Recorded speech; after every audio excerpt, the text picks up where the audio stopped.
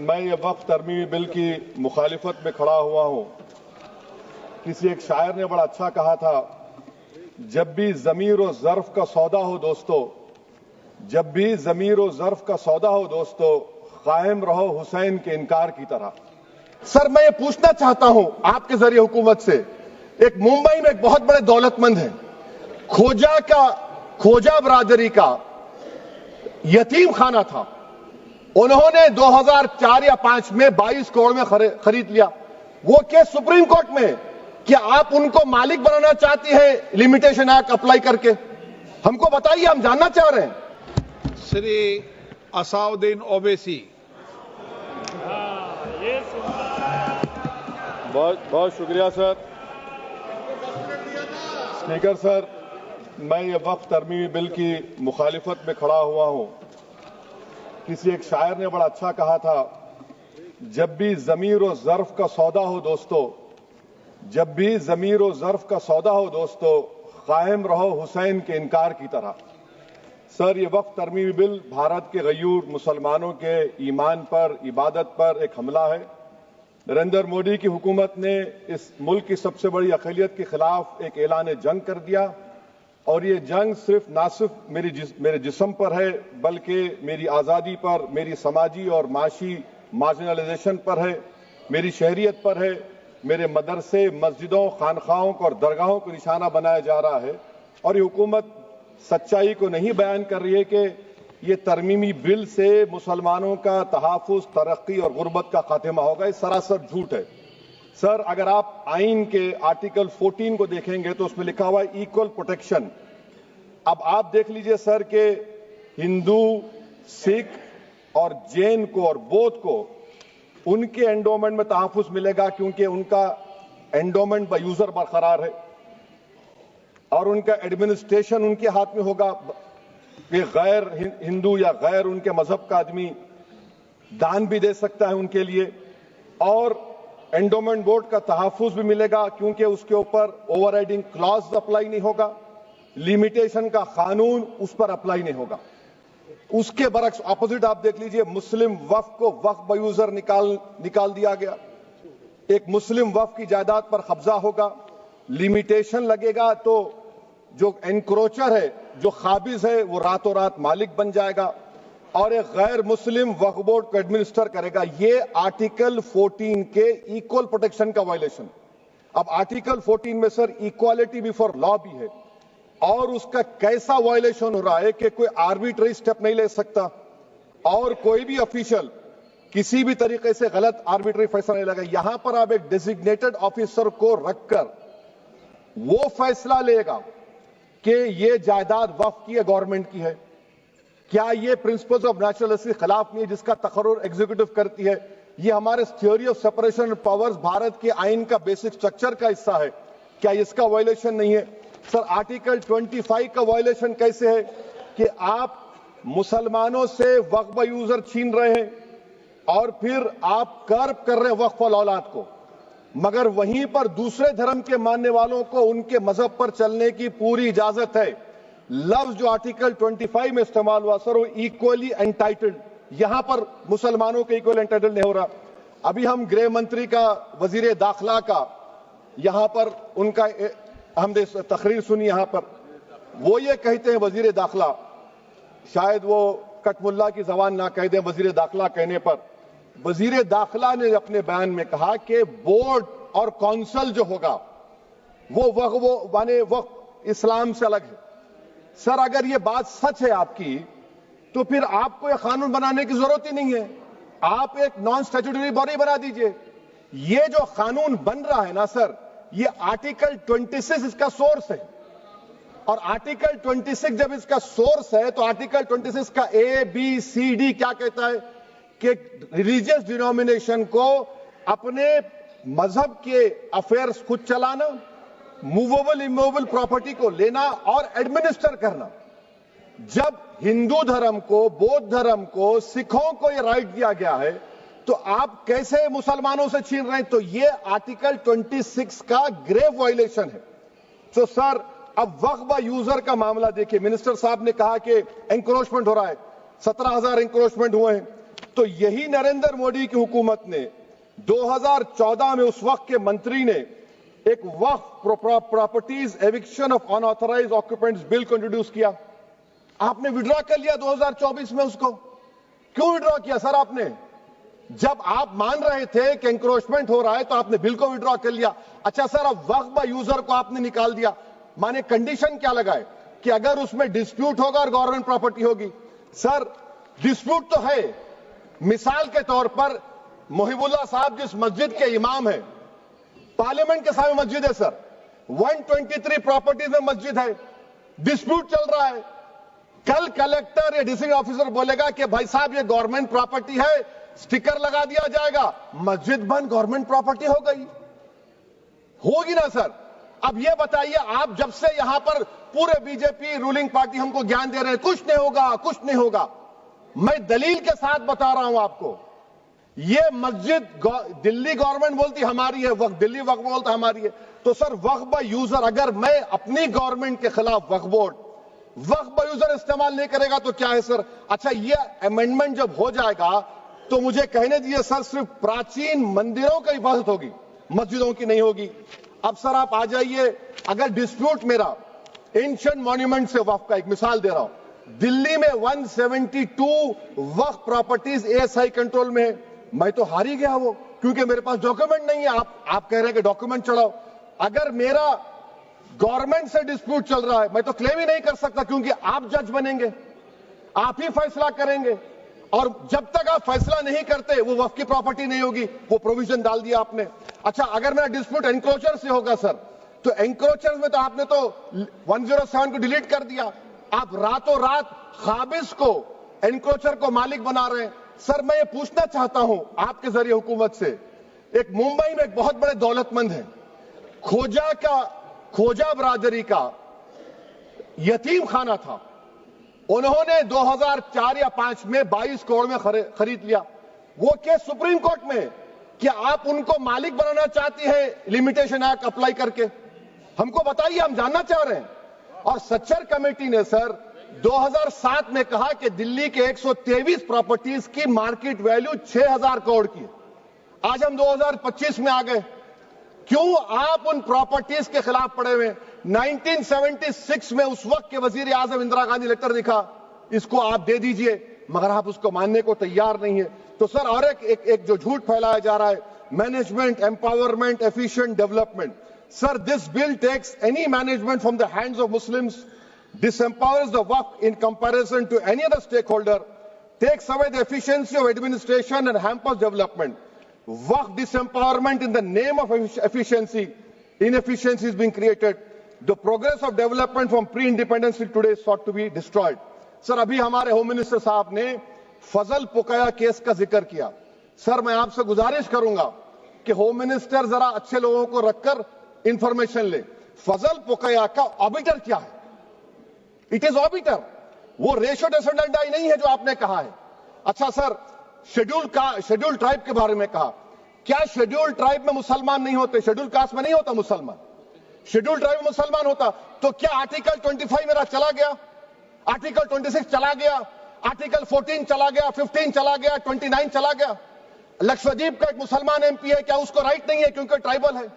क्या कह रहे हैं आप? इस ऐवान को क्यों गुमराह कर रहे हैं आप शेड्यूल ट्राइब के नाम पर?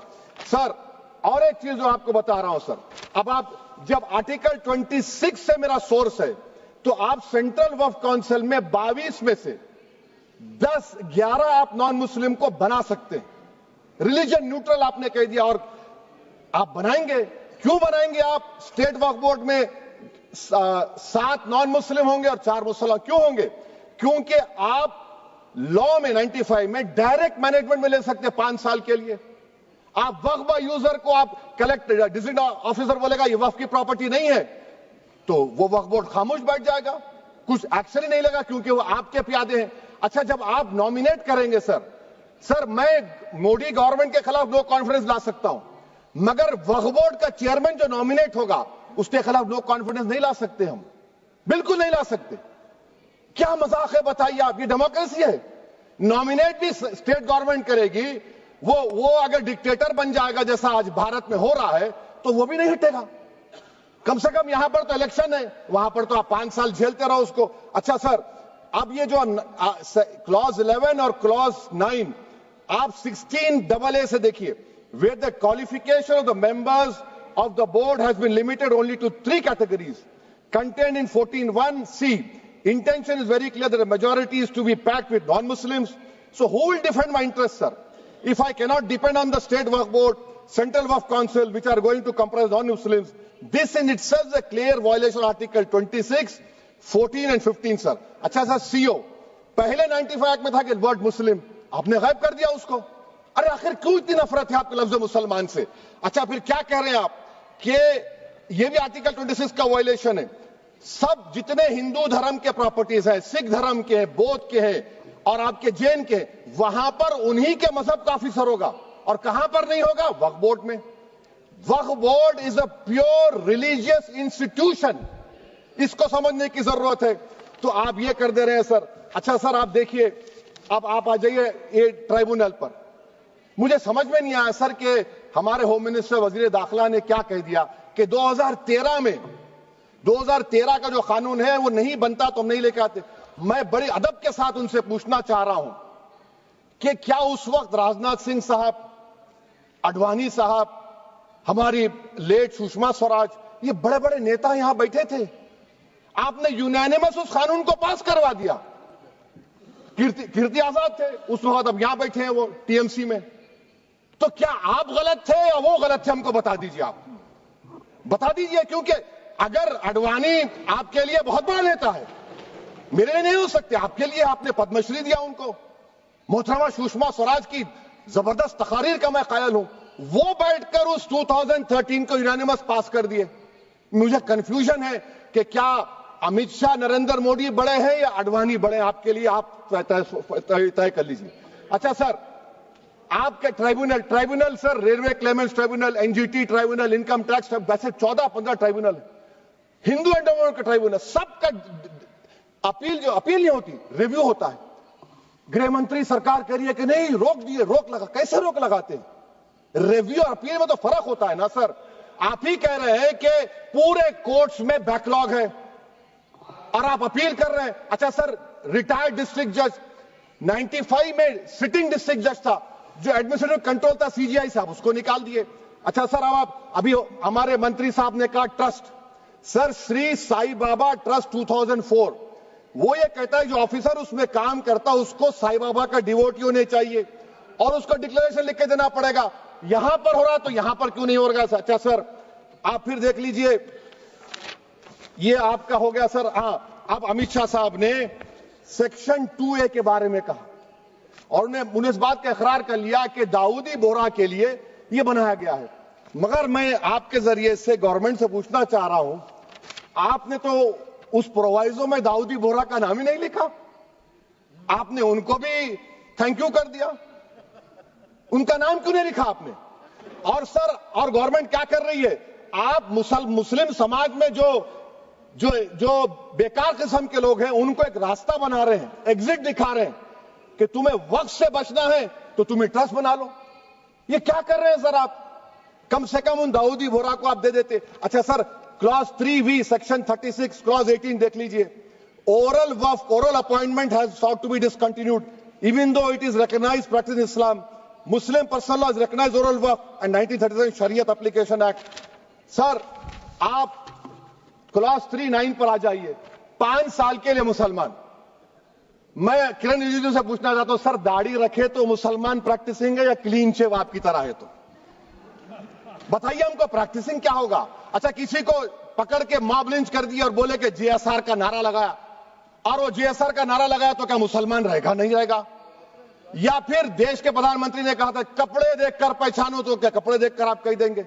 अच्छा, अगर कोई क्रिश्चियन हिंदू धर्म कबूल करता है तो क्या वो मंदिर को दे सकता प्रॉपर्टी?